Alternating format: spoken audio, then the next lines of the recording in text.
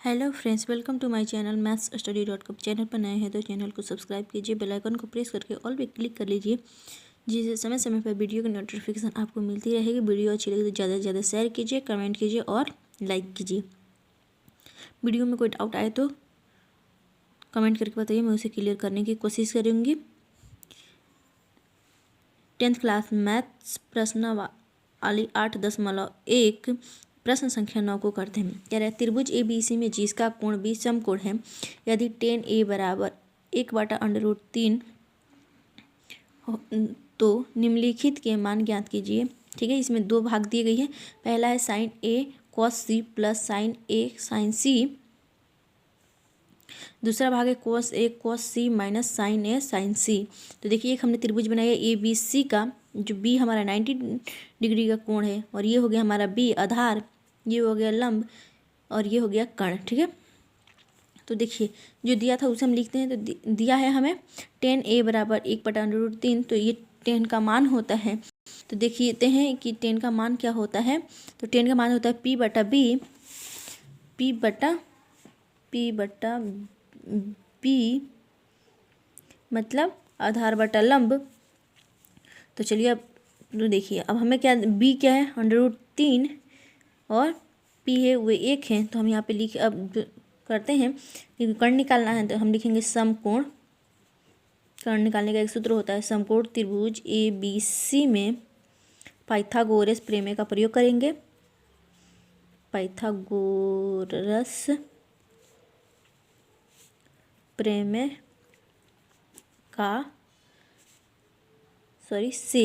प्रमेय से। ठीक है, तो हमें क्या निकालनी है, कर्ण। तो सूत्र होता है कर्ण का स्क्वायर बराबर पी स्क्वायर। तो इसके स्क्वायर हटा देंगे तो यहाँ पे हो जाएगा रूट पी प्लस बी का स्क्वायर। ठीक है, देखिए पी क्या था हमारे पास √3 का स्क्वायर प्लस बी क्या था 1 का स्क्वायर।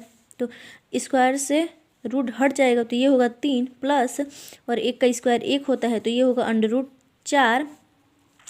अगर रूट को हम 4 से बाहर करते हैं तो ये होगा 2। तो हमारा कर्ण क्या है, कर्ण है हमारा 2।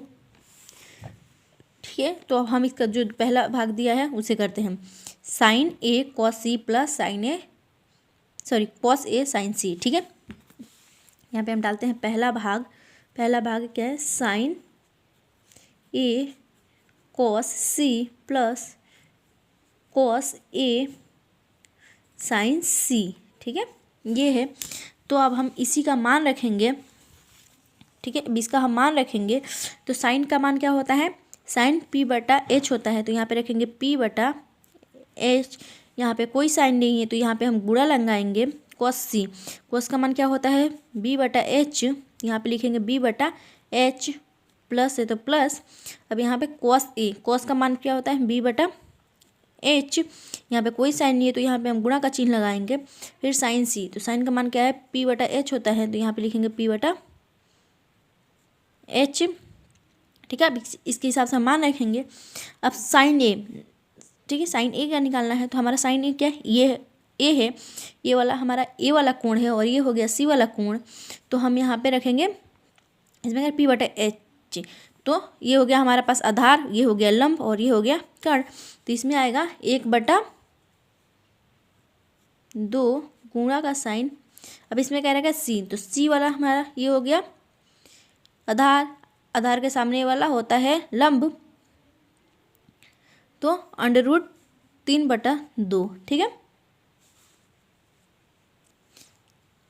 तो इसमें क्या रहेगा था हमें बी, तो बी हमारा क्या था 1, तो 1/2 ये भी आएगा, प्लस का साइन प्लस।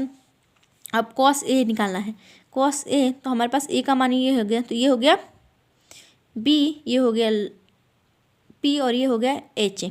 ठीक है, इसमें क्या रहेगा b, तो b क्या है √3/2 आएगा, क्योंकि b का मान हमारे पास √3/h का मान हमारे पास 2 आएगा, गुणा। अब साइन सी निकालने के लिए, तो साइन वाला कोण हमारा ये है, तो ये होगा हमारे पास आधार के सामने वाला कोण होता है लंब, तो ये होगा हमारे पास लंब, और ये हो गया कर्ण।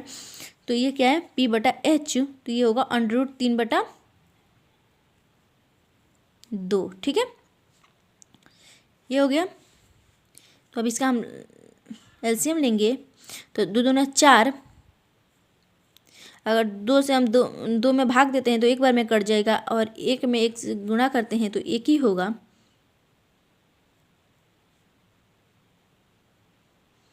प्लस। ठीक है, और इसका फिर अब इसका करेंगे, प्लस का साइन है तो प्लस लगा दिया। अब इसका करेंगे तो ये भी होगा 2 दूना 4, और इसे हम गुणा करेंगे तो √9 होगा। √9 को हम बाहर करेंगे तो ये होगा 3, तो यहाँ पे हम बराबर कर देंगे। अब 4 का एलसीएम 4 होगा, और फिर 4 से 4 में भाग देंगे तो एक बार में कटेगा, और 1 से 1 में गुणा करेंगे तो 1 होगा, प्लस।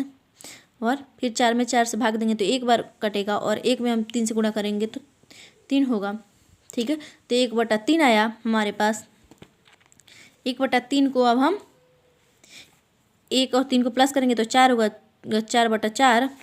तो यहाँ पे हम लिख देंगे 4/4, तो ये कट जाएगा, 4 एकम 4, तो ये इसका आंसर होगा हमारे पास 1 आंसर होगा। ठीक है, यही इसका आंसर होगा। अब इसमें जो दूसरा दिया था उसे हम करते हैं। दूसरा दिया था हमारे पास cos A sin C, तो यहाँ पे लिखेंगे अब हम दूसरा भाग cos A cos C minus उसमें दिया था sin A sin C, तो यहाँ पे लिखेंगे sin A sin C। ठीक है, अब इसका मान रखेंगे हम, इसका मान रखेंगे हम, तो इसका मान रखते हैं हम तो cos A और sin C। cos का मान क्या होता है, देखिए cos का मान होता है हमारे पास, cos का मान क्या होता है B/H। तो यहाँ पे लिखेंगे हम B/H, यहाँ पे कोई साइन नहीं है तो गुणा का साइन लगाएंगे, फिर लिखेंगे B/H, माइनस का साइन है तो माइनस का लगाएंगे। साइन का मान होता है P/H, तो ये लिखेंगे P/H, कोई साइन नहीं है तो यहाँ पे गुणा का साइन लगाएंगे, फिर साइन है तो P/H।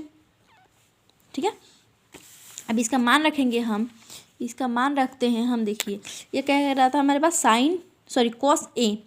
cos A, तो एक का कोण हमारा ये है, तो सीधी बात ये हमारा हो जाएगा आधार, ये होगा लंब और ये होगा कर्ण। तो इसमें कह रहा था B/H, तो ये होगा √3/2, तो ये आएगा हम √3/2, गुणा का साइन है तो गुणा। अब इसमें क्या रहेगा था कोण C, तो C वाला कोण हमारा ये है, तो ये होगा हमारे पास आधार, ये होगा लंब और ये होगा कर्ण। तो B/H कह रखा है तो ये होगा 1/2। ठीक है, तो ये होगा हमारे पास 1/2, माइनस का साइन है तो माइनस लगाएंगे। अब साइन A का है, साइन A का मान क्या होगा हमारे पास, ये है, ये वाला कोण ये है, तो ये होगा B आधार, ये होगा लंब और ये होगा कर्ण। तो इसमें क्या कह रहा था P/H, तो ये होगा 1/2। ठीक है, ये होगा 1/2, गुणा का साइन है तो गुणा का। अब कह रहा था साइन C P/H है, तो साइन C वाला कोण ये है, तो ये हो गया आधार, ये हो गया लंब और ये हो गया कर्ण। तो √3/2 आएगा, क्योंकि हमें P और H का मान निकालना था, तो P हमारा ये होगा साइन वाला कोण के हिसाब से, तो ये होगा हमारे पास √3/2। ठीक है, तो देखिए अब हम 2 का एलसीएम लेंगे तो 4 होगा, और 2 से 2 में भाग देंगे तो एक बार में कटेगा, तो 1 में हम √3 से गुणा करेंगे तो √3 ही होगा। तो ये होगा हमारे पास √3, माइनस का साइन माइनस, फिर ये करेंगे तो इसका एलसीएम भी हमारे पास 4 होगा, और 2 में 2 से भाग देंगे तो एक बार में कटेगा, और 1 में हम √3 से गुणा करेंगे तो √3 ही होगा। ठीक है, तो अब हम यहाँ पे करेंगे, इन दोनों का एलसीएम लेंगे तो क्या होगा हमारे पास 4 होगा, और 4 में 4 से भाग देंगे तो 1 होगा, तो 1 में हम √3 से गुणा करेंगे तो क्या होगा √3, माइनस का साइन है तो माइनस लगाएंगे, फिर 4 में 4 से भाग देंगे तो एक बार में कटेगा, फिर 1 में √3 से गुणा करेंगे तो √3 होगा। ठीक है, तो हमारे पास √3 में से 3 को माइनस करेंगे तो 0 होगा बटा 4, यही हमारा आंसर होगा। तो चलिए मिलते हैं नेक्स्ट वीडियो में। वीडियो अच्छी लगे तो कमेंट कीजिए और ज़्यादा से ज़्यादा शेयर